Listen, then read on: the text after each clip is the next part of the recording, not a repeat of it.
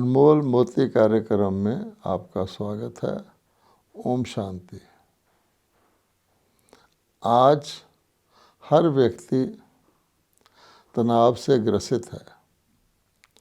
पूरा समाज तनाव की लपेट में है और अगर कहा जाए तो आज के युग की सबसे बड़ी समस्या तनाव है। समय की पुकार है कि हम इस तनाव का कोई उपचार ढूंढें। यदि हम विचार करें कि तनाव से कैसे बचा जा सकता है, ऐसे नहीं कि कोई टेम्परेरी उपाय करने से व्यक्ति तनाव से बच सकता है।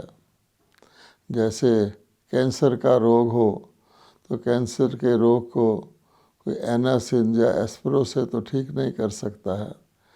तो प्रायः हम देखते हैं कि इस भीषण रोग का इलाज मनुष्य अलग अलग तरीके से करते हैं। एक तो ये है कि तनाव मन में आता है तो मन का डाइवर्शन करते हैं। आप देखेंगे कि आज सबसे बड़ा व्यवसाय मनोरंजन व्यवसाय हो गया, जिसको हम एंटरटेनमेंट इंडस्ट्री कहते हैं। मनुष्य तनाव के कारण जल्दी से थक जाते हैं। उनकी बुद्धि एकदम से जैसे जवाब दे जाती है। मन उनका बिल्कुल कमज़ोर हो जाता है।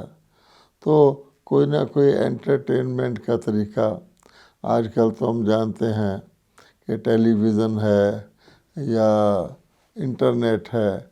इसमें अनेक प्रकार की एंटरटेनमेंट की विधियां बताई जाती हैं। तो मनुष्य प्रायः इन्हीं का उपयोग करते हैं। लेकिन होता क्या है कि जीवन शैली में कई चीज़ें स्वाभाविक और नेचुरल होती हैं।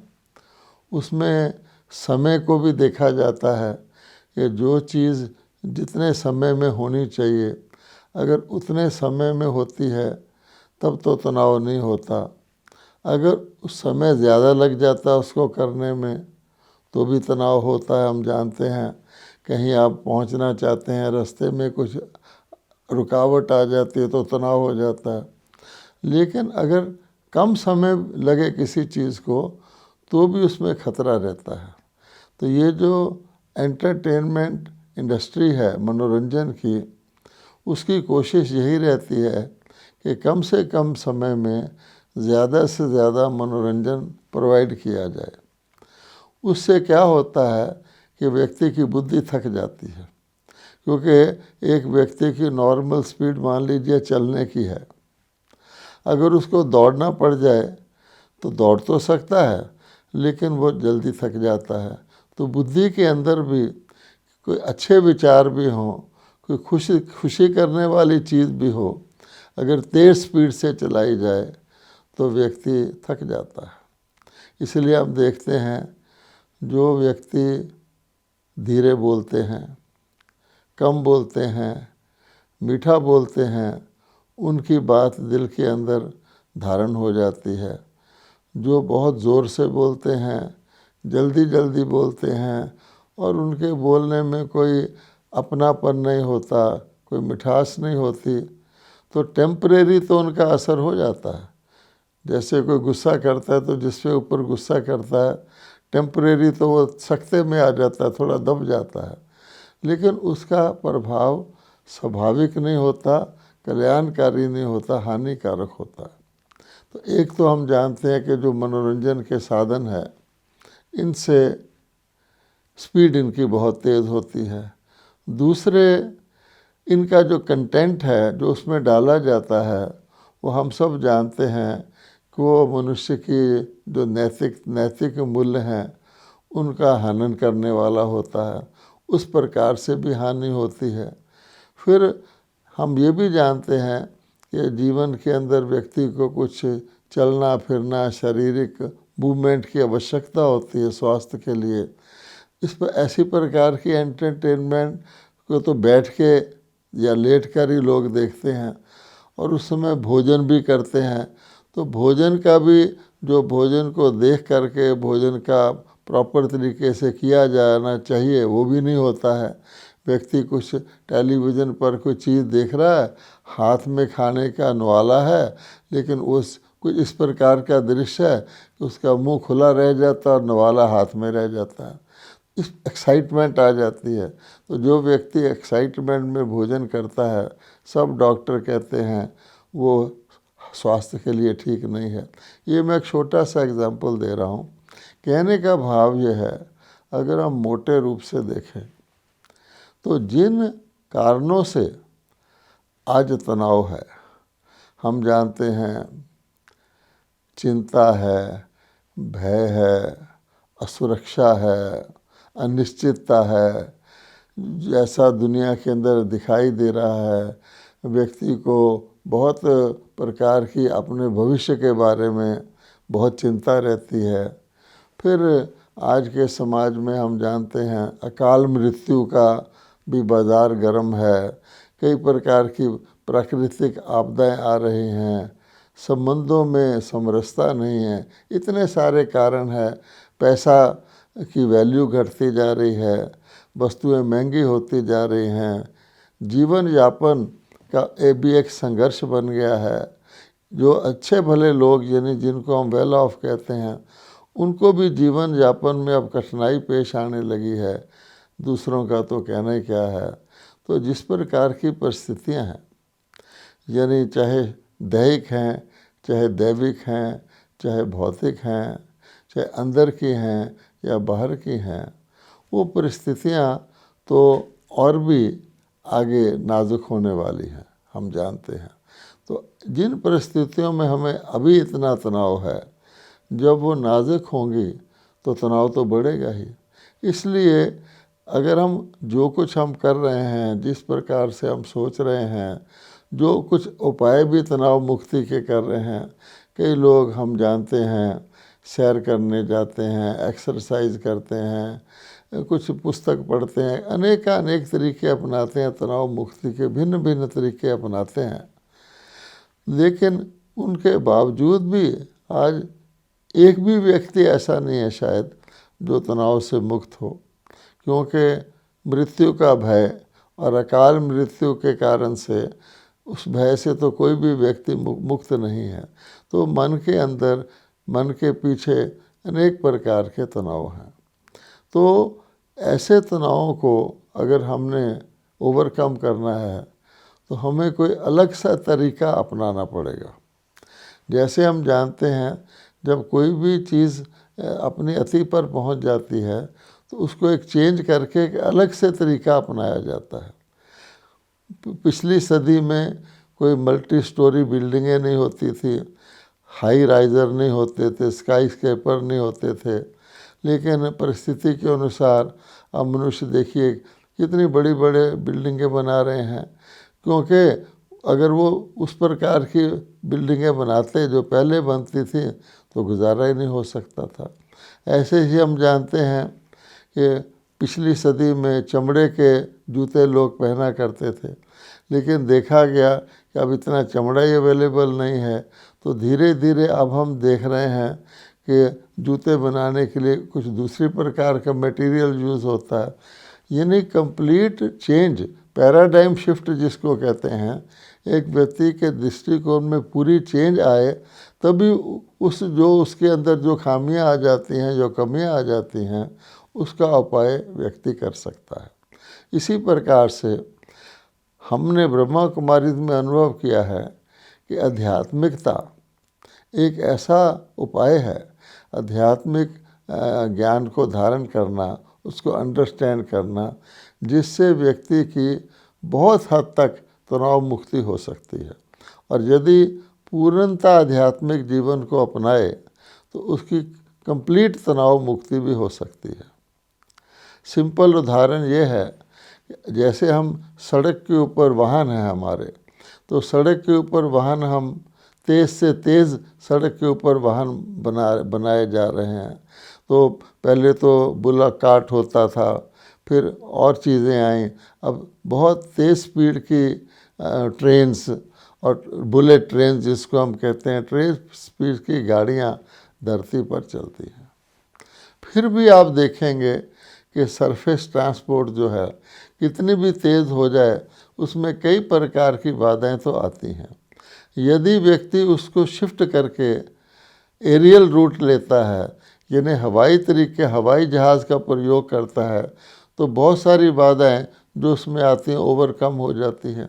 हवाई जहाज़ के लिए खुला आकाश होता है, हवाई जहाज़ के लिए किसी प्रकार का भी जो धरती के ऊपर लिमिटेशंस है वो नहीं होती हैं। फिर हवाई जहाज़ में भी हम जानते हैं उसके भी अलग अलग कैटेगरीज हैं। उसके ऊपर जाएं तो कहीं और जाना हो तो रॉकेट का प्रयोग करते हैं। अर्थात एक बिल्कुल नई विधि को अपनाने से पुरानी विधि के कारण जो कठिनाइयाँ आती हैं वो दूर हो सकती हैं। इसी प्रकार से हम कहते हैं कि अपने जीवन के अंदर अगर हम देखें कि कौन सा युग चल रहा है, ये तो कलि युग चल रहा है, कॉम्प्लेक्स सोसाइटी है, इसके अंदर हम फंसे रहेंगे तो आपकी समस्याएं तो बढ़नी ही हैं।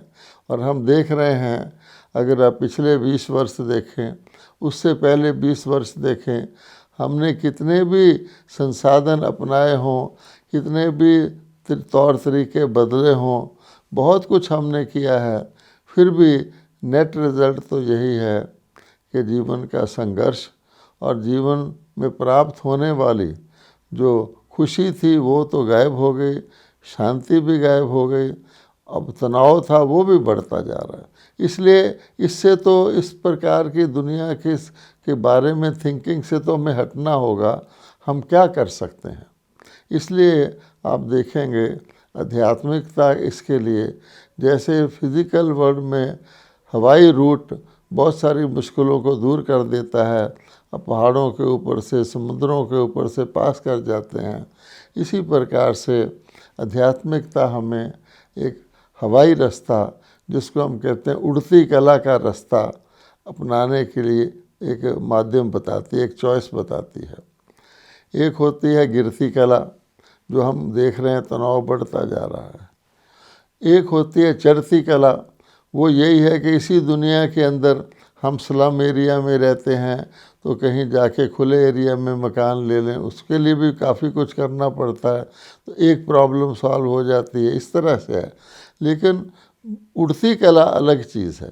तो आप देखेंगे उड़ती कला हम किसको कहते हैं कि हम जो मनुष्य कहलाते हैं या जीवात्मा कहलाते हैं या प्राणी कहलाते हैं, हम दो सत्ताओं से बने हुए हैं। जैसे हम कहते हैं ह्यूमन बीइंग, तो एक हमारा ह्यूमन पार्ट है और एक हमारा बीइंग पार्ट है। ह्यूमन पार्ट हमारा ये शरीर है जिसको कहते हैं जीव, और जो बीइंग पार्ट है वो आत्मा है। अब दोनों के मिलने से जीवन चलता है। अब हम देखेंगे इसमें जो जीव पार्ट है उसकी लिमिटेशंस हैं। हमारा शरीर है, ये कुदरत का बहुत बड़ा आश्चर्य और वंडर है। शरीर की जो आँखें हैं आप देखेंगे, दुनिया के सबसे बड़े कैमरा से भी बढ़िया व्यक्ति की आँखें हैं। जो मनुष्य के जो कान हैं, जितने भी बड़े साउंड इंस्ट्रूमेंट्स बनाए गए हैं साइंस के द्वारा, उससे बढ़िया ये कान है। कान में तो किसी की तारीफ़ कर दो तो व्यक्ति और कुछ अनुभव होता है, बढ़िया से बढ़िया म्यूज़िक से भी ज़्यादा तारीफ़ उसको खुश कर देती है। यानी ये सारा एक वंडर है। फिर भी इस शरीर की लिमिटेशंस हैं। हम शरीर की आँख के द्वारा नॉर्मली कितना देख सकते हैं, लेकिन शरीर के द्वारा दूर देखने के लिए विज्ञान ने बहुत कुछ किया, टेलीस्कोप बना दिया, हम सितारे तक देख सकते हैं, फिर भी लिमिटेशन है। इसलिए आत्मा जो है उसकी लिमिटेशन नहीं है। देखती तो आत्मा ही है शरीर के द्वारा, आत्मा निकल जाए तो ये एक मशीनरी है।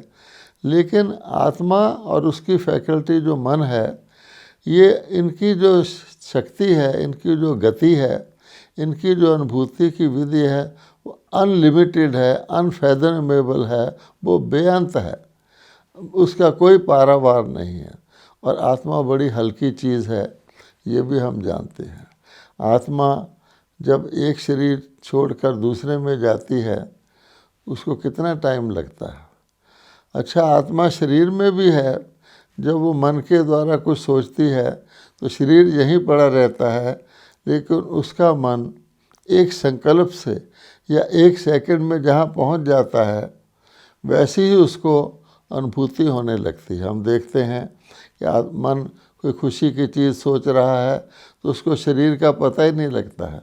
मन कुछ गहरी सोच में चिंतित है तो उसको आसपास क्या हो रहा है उसका भी उसको ध्यान नहीं रहता है। तो अगर हम आध्यात्मिकता को अपनाएं तो आध्यात्मिकता के अपनाने से क्या होता है कि जो मन है आध्यात्मिकता में, जो प्रैक्टिकल जीवन में शरीर के द्वारा कार्य करने की जो स्फूर्ति है, जो फैकल्टी है, जो शक्ति है, वो मन है। तो अब मन को ही ले लेते हैं। अब देखिए कि तनाव किस में है। कुछ भी हो जाए तनाव तो मन में होता है। मान लीजिए मैं यहाँ बैठा हूँ, बाहर मेरी कार चोरी हो गई है, मुझे पता नहीं है कि मेरी कार चोरी हो गई है, मैं आराम से बैठा हूँ। जब कोई मुझे आके सूचित करता है कि आपकी कार चोरी हो गई है तो मेरे मन में वो बात रजिस्टर होती है, अरे मेरी कार चोरी हो गई है। फिर मेरा मन चलना शुरू होता है, फिर मेरे मन में तनाव होना शुरू होता है, अरे मैंने तो कार की इंश्योरेंस नहीं कराई, परसों ही तो इसकी इंश्योरेंस एक्सपायर हुई है, अब क्या होगा, अब क्या होगा। मैं एक एग्जांपल दे रहा हूँ। तो तनाव का जो स्थान है वो मन है। तो मन आत्मा की शक्ति है। अगर हम अपने मन को इस प्रकार से ट्रेन करें, इस प्रकार से इंसुलेट करें कि मन तनाव तो हो लेकिन मन के अंदर उसका प्रभाव आए ही ना, अव्वल तो आए तो सबसे कम आए, इस प्रकार से हम तनाव से मुक्त हो सकते हैं। वैसे तो ये विषय बहुत डिटेल का है, लेकिन मोटे रूप से अगर कोई व्यक्ति इस बात को समझ जाए कि जैसे हम दुनिया के अंदर हर चीज़ में ये ढूंढते हैं कि उसके ऊपर जो कुछ आघात हो रहा है उससे बचाव किया जाए। हम अपने घर को एयर कंडीशन करते हैं कि बाहर कितनी भी गर्मी हो, कितनी भी सर्दी हो, लेकिन हम उसके प्रभाव से मुक्त हो जाएं। हम एक छोटी सी थर्मोस को यूज़ करते हैं जिसके अंदर गर्म चीज़ गर्म रहती है, ठंडी चीज़ ठंडी रहती है, बाहर का प्रभाव नहीं आता। ऐसे ही व्यक्ति जो हैं, आप जानते हैं, बुलेट प्रूफ पहनते हैं कि कोई गोली चला देगा तो मैं बच जाऊंगा। इस प्रकार के अनेक तरीके हम अपने जीवन में भी अपनाते हैं। कुदरत ने भी इस प्रकार की चीज़ें बनाई हुई हैं जिनका सिंबलिज्म आध्यात्मिकता में मिलता है। जैसे हम कमल पुष्प दिखाते हैं, अब कमल पुष्प विष्णु जी के हाथ में दिखाया गया है, अर्थात जो देवी देवता थे, विष्णु उनका सिंबल है, उनके जीवन में कमल पुष्प जैसी एक शक्ति थी। कमल पुष्प हम जानते हैं उसकी जड़ें कीचड़ में होती हैं, वो पानी में रहता है, लेकिन दोनों के प्रभाव से मुक्त होता है। वो जैसे हम अपनी घड़ी को कहते हैं वाटर प्रूफ होनी चाहिए, एंटी मैग्नेटिक होनी चाहिए, शॉक प्रूफ होनी चाहिए, इस प्रकार से क्या हम अपने मन को कई चीज़ों से प्रूफ नहीं कर सकते, इंसुलेट नहीं कर सकते? क्या किसी प्रकार का दुख आए, किसी प्रकार की विपदा आए तो सही, कुछ नुकसान हो जाए, उससे हम अपने मन को इंसुलेट नहीं कर सकते। आध्यात्मिकता ये सिखाती है कि डेफिनेटली कर सकते हैं। आध्यात्मिक विद्या का भाव अर्थ ही ये होता है कि मनुष्य को जिसको हम फ़ायदा नुकसान समझते हैं, आजकल क्या होता है कि हम अपने जीवन में फ़ायदा हो जाते हैं तो खुश हो जाते हैं, नुकसान हो जाता है तो उदास हो जाते हैं, जिसको कहा जाता है उस्तति और निंदा, हानि और लाभ, जय और पराजय, मान और अपमान। तो अगर हम सिर्फ अच्छी चीज़ को धारण करके खुश हो जाते हैं और जब उसका ऑपोजिट आता है तो हम उदास हो जाते हैं, मान लो किसी की मृत्यु हो जाती है तो हम समझते हैं कि वो भी उसके लिए तो सारा दुनिया ही गई और अपने लिए भी हम समझते हैं ये क्या हो गया। जीवन के अंदर मान लो किसी का बच्चा ही, एक कपल है, उसका छोटा सा बच्चा शरीर छोड़ देता है तो बहुत दुख में आ जाता है, बहुत चिंता में आ जाता है। स्वाभाविक है, आज की दुनिया में वो सोचता है कि मैंने ज़िंदगी में किसी के साथ बुरा नहीं किया, मैंने किसी का बुरा नहीं सोचा, फिर मेरे बच्चे की मृत्यु क्यों हो गई। फिर और सोचता है तो जो कुछ उसको सिखाया गया है, भगवान ही सभी कुछ करता कराता है, भगवान के हुक्म के बगैर तो पता भी नहीं हिलता, तो भगवान को देश देना शुरू कर देता है, हे भगवान तूने ये मेरे साथ क्यों कर दिया। फिर आगे उसकी और चिंता बढ़ती है कि अब क्या होगा। तो भगवान, तो इसके अंदर आध्यात्मिकता की कमी होती है। आप सोचिए, एक माता पिता भी अपने शरीर बच्चे के लिए ऐसी किस्मत नहीं सोच सकते कि वो जल्दी से मर जाए, तो परम पिता जो कि इतना स्नेही करुणामय है वो कैसे सोच सकता है। तो फिर बच्चे की मृत्यु क्यों हुई, तो हम सब जानते हैं हर परिणाम का कोई कारण होता है। तो अवश्य ही अपने ही कारण से हम अपनी किस्मत बनाते हैं, चाहे वो हमारी फॉर्चून हो, चाहे फेट हो, चाहे दुर्भाग्य हो या सौभाग्य हो। तो अगर आध्यात्मिकता से समझा जाएगा तो व्यक्ति समझेगा कि इस आत्मा ने ज़रूर कुछ ऐसा कर्म पिछले जन्म में किया होगा। तो जब उस बात को समझ जाते हैं और ये भी समझ जाते हैं कि शरीर की मृत्यु हुई है, आत्मा का तो कोई नुकसान नहीं हुआ, आत्मा को दूसरा शरीर मिल जाएगा दूसरी जगह हिसाब किताब से, तो व्यक्ति उस बात को समझ सकता है।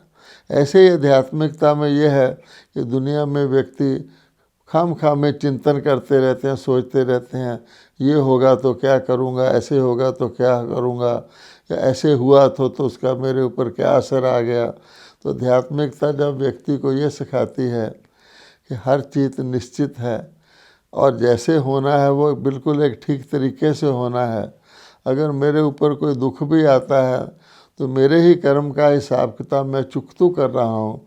आध्यात्मिकता में सबसे बड़ी बात यह है कि आत्मा अजर अमर अविनाशी है और मैं आत्मा हूँ। मेरा सब कुछ भी चला जाएगा तो कुछ भी नहीं जाता। जैसे एक बड़ा वृक्ष सूख जाता है तो लोग समझते अब तो ये गया, लेकिन वो एक छोटा सा बीज छोड़ देता है, उस बीज से पुनः वो वृक्ष तैयार हो जाता है। तो आध्यात्मिकता एक ऐसी ज्ञान है जिसके द्वारा व्यक्ति तनाव की दुनिया में रहते हुए भी एक अलग प्रकार के दृष्टिकोण को अपनाता है, और जितना उसको जीवन में लाता है उतना वो तनाव मुक्त रह सकता है। इसलिए हमारा तो यही सबको राय है कि लाखों बहन भाई जो ब्रह्मा कुमारी में आके आध्यात्मिक ज्ञान को सीखते हैं और साथ साथ मन का स्पिरिचुअल एम्पावरमेंट, सशक्तिकरण करते हैं, वो धीरे धीरे अनेक प्रकार के जो आघात होते हैं आज बाहर से, चाहे वो प्रकृति के द्वारा होते हैं, चाहे वो हमारे शरीर के द्वारा होते हैं, चाहे मन के द्वारा होते हैं, चाहे समाज के द्वारा होते हैं, उनसे व्यक्ति बच करके न्यारा और प्यारा जीवन इस दुनिया में व्यतीत कर सकता है, जो उसके परिवार को भी एक बहुत बड़ा सहारा देता है और अन्य लोगों को भी आध्यात्मिक व्यक्ति अपनी दृष्टि से, अपने बोल से, थोड़ी राय देने से काफ़ी हद तक शांति और संतोष दे सकता है। ओम शांति।